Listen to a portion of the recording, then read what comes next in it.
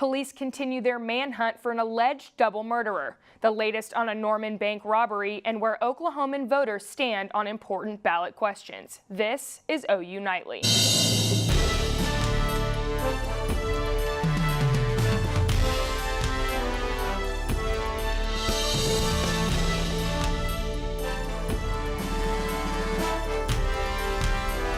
The statewide manhunt for a killer continues. Authorities are still searching for Michael Vance, who was wanted for allegedly murdering his aunt and uncle, almost severing his uncle's head and shooting 2 police officers. Vance, a 38-year-old from Chandler, Oklahoma, streamed a couple of chilling videos on Facebook yesterday, one of which shows Vance with an AK-47 assault rifle, the weapon believed to be used throughout his ongoing crime spree.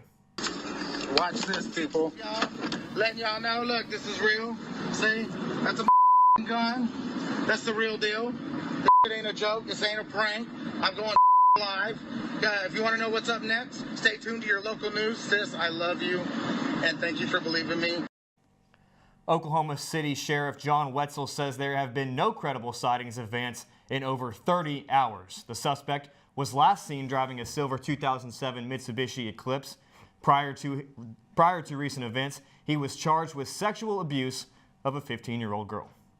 If the public opinion polls are correct, Oklahoma school teachers could be in for a raise. But other important issues on the November 8 ballot are still very much up in the air.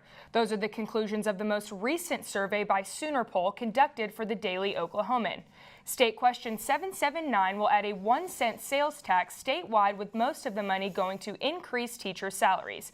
The poll found 61% strongly or somewhat support the tax, while 36% oppose or somewhat oppose the measure. Only 3% are undecided, but 2 other issues aren't so clear-cut.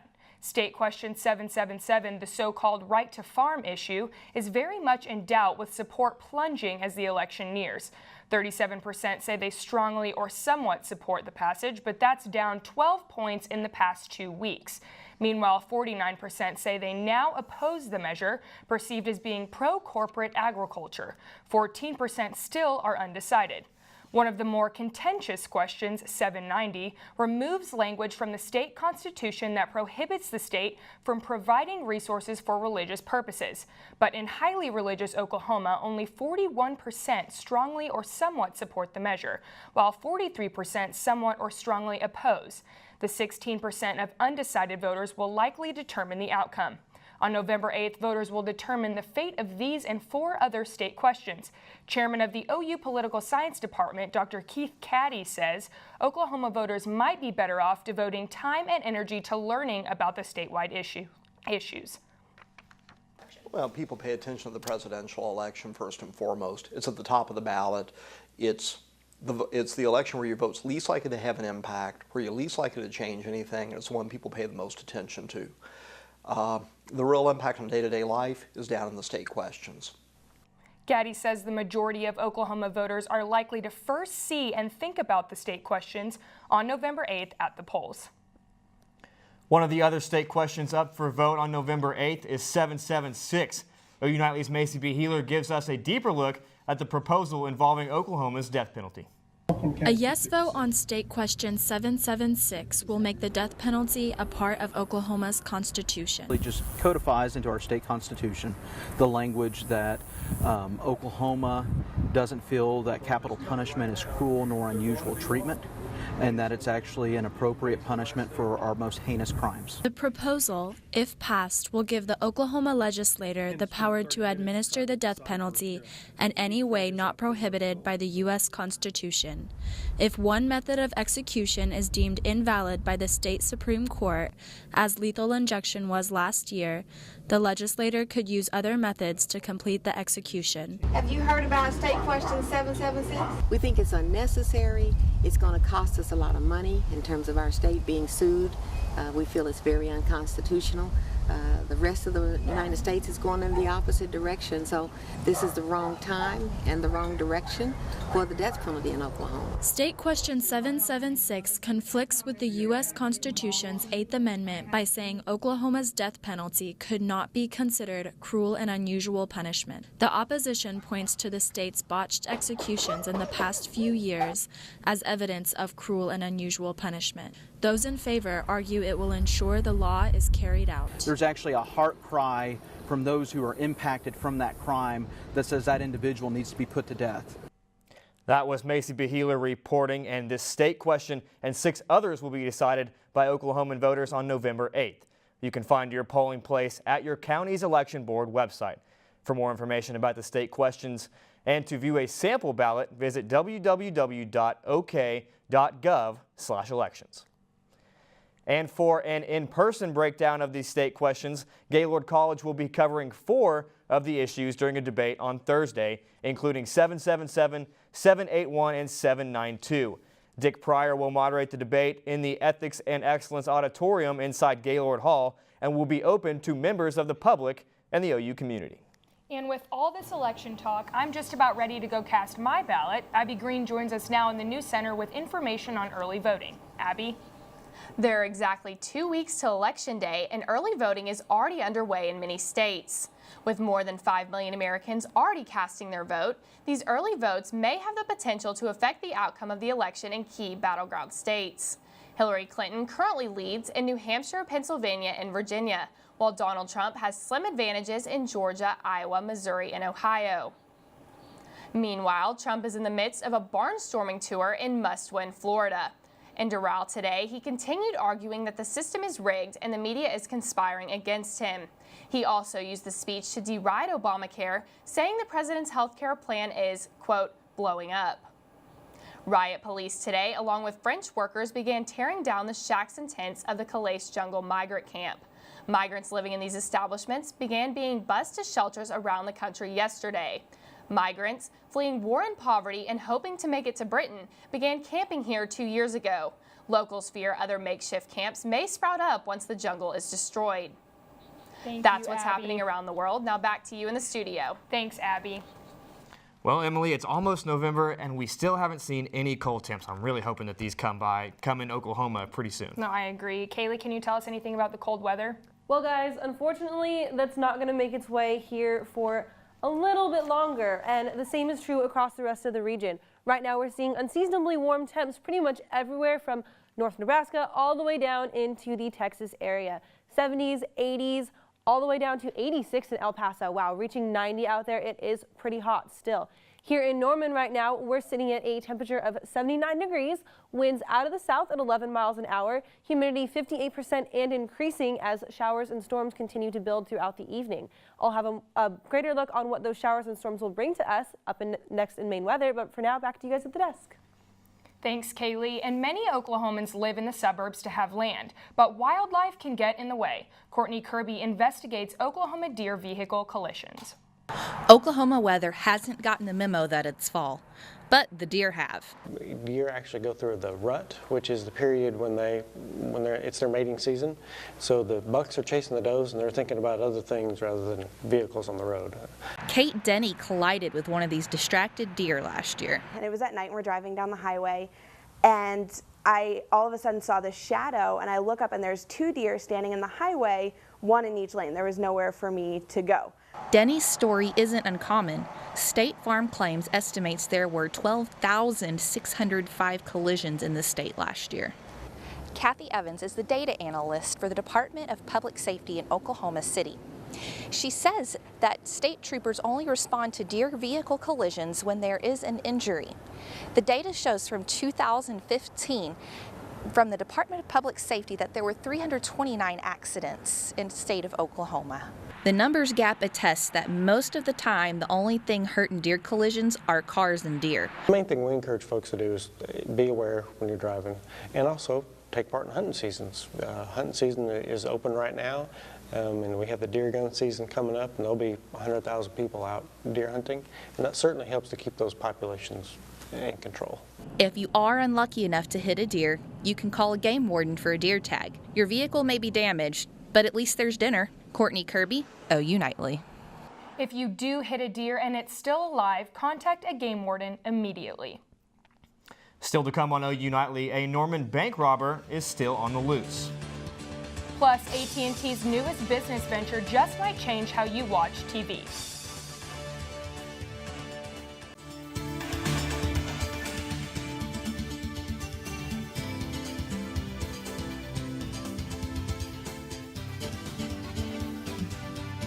A North Norman resident is picking up the pieces of her home that caught fire yesterday afternoon.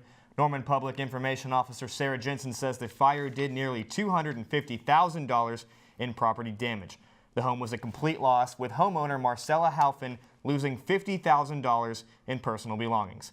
She was home when the fire erupted, but was able to escape without injury. The cause of the fire is still unknown. A Norman bank teller experienced a moment of terror on Monday when a man presented her with a note demanding money. Although no gun was seen, the note implied the robber was armed.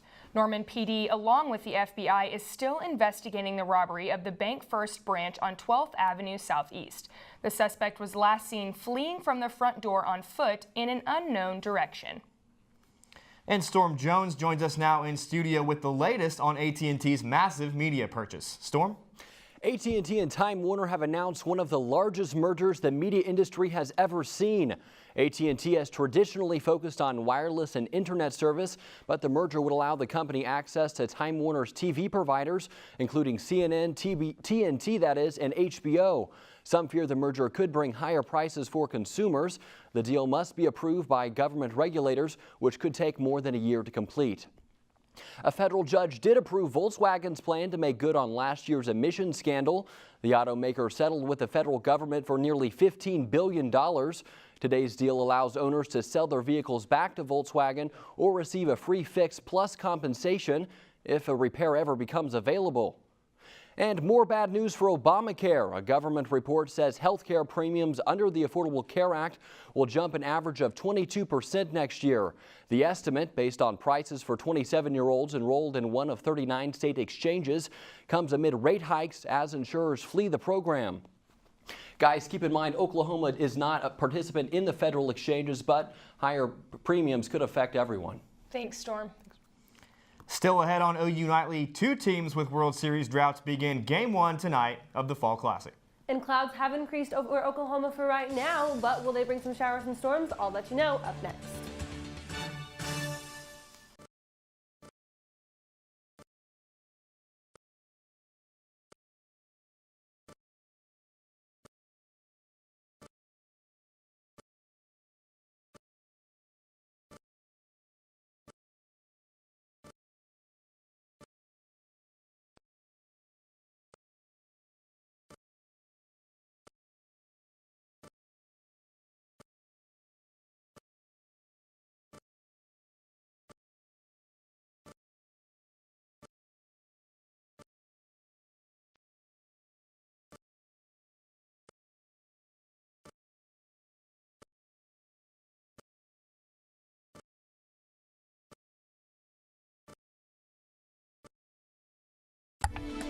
Welcome back to OU Nightly. I'm Kylie Nix, and if you guys have stepped outside today, I'm sure you've noticed that it is still unseasonably warm for all of us. Across the metro area right now, we are sitting at those high 70s, almost 80 in some places up in Edmond and in Jones. Right now in Norman, we're at a nice 79 degrees, but it is hot for this time of year. Across the country, more of the same. All the southwest, we're looking at temperatures that are above normal, but if you're up over here in Portland, it is pretty nice right now. There is a strong low pressure system off the Pacific coast right now that is bringing that weather to us. And while we won't see any of its effects down here in Oklahoma, it sure does feel nice up there. It definitely feels like fall. Those warm temperatures can be to blame by the wind speed and direction. Right now, all of our winds are coming out of the south. We've got some strong winds out in western Oklahoma, gusting up to 21 miles an hour out in Elk City. Those winds from the south are keeping it way warmer than it should be for this time of year. Looking ahead towards the future, we're going to see a small cold front push through tomorrow and into tomorrow afternoon.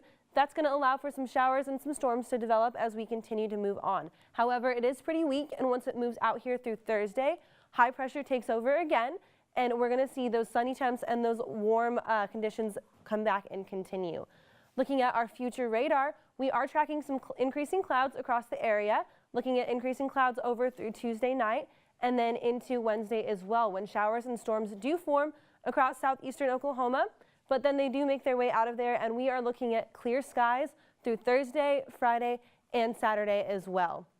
Taking a look at our low temperatures for the evening, we're going to see lows pretty much across the board, 60s everywhere, lower 60s for pretty much everyone. Heading out the door in the morning, we're going to see temperatures go ahead and hit some cool down for the morning, and then those cool temperatures and those 80s are going to stick around for the rest of the time, moving ahead into our 7-day forecast as well. But it's going to be sunny for our weekend, guys, so good game day. All right, thanks, Kaylee. And Sammi Steele is standing by with a look at what's happening in sports. Sammi? Thanks, Carson. We'll talk Monday Night Football, and it's OU's homecoming weekend this weekend. We'll talk about Saturday's game. You don't want to miss it. Sports is next. It's homecoming week here at OU, and Saturday the Sooners are facing off against the Kansas Jayhawks. Kansas is 1-6 going into the game against the 5-2 Sooners. Last year the Sooners destroyed the Jayhawks 62-7 in Lawrence. This time around the Jayhawks don't appear to be much better. Offensively and defensively they're really playing well both sides of the ball. And a much improved football team, much different than what their record, indicates. The men's golf team is hoping to continue their momentum from the fall season to their last event, earning 6th at the Golf Club of Georgia tournament. Max McGreevy says the team hopes to carry over their success to their final event, the Ka'anapali Collegiate Classic. I think what we've put together in these first 4 events, and hopefully a last one, will kind of let people know that Oklahoma's here to play. The Cleveland Indians are preparing for their biggest series of the season starting tonight, the World Series. They haven't won it all in 68 years, almost as bad as the Cubs' 108. It's a good story, if nothing else. I mean, to have the 2 longest droughts without winning a title facing against each other, it's a good story as a background for the series. And yes, the Cubbies have a drought of their own. You have to go all the way back to 1908 for their last championship. These droughts combine to make the series one of the great stories in baseball history. They're going to be in the moment. That's what we've done, and that's all I preach.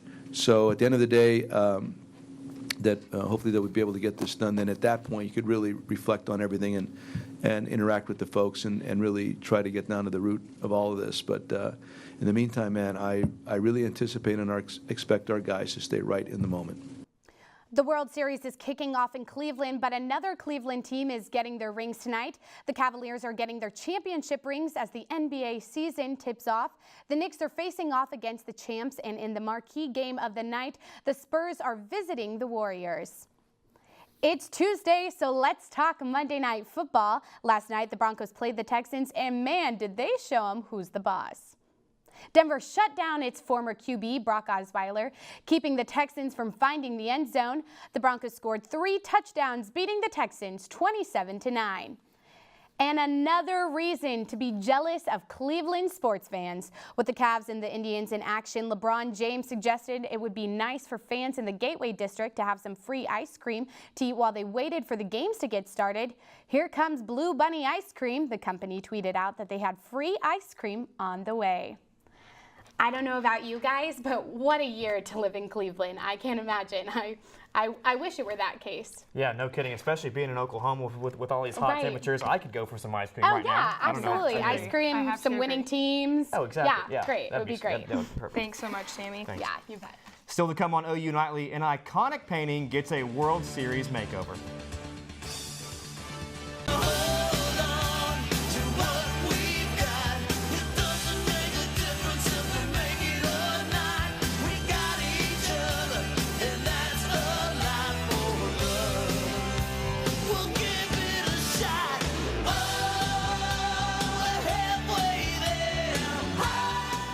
I'm Shireen Hashem at the Update Desk.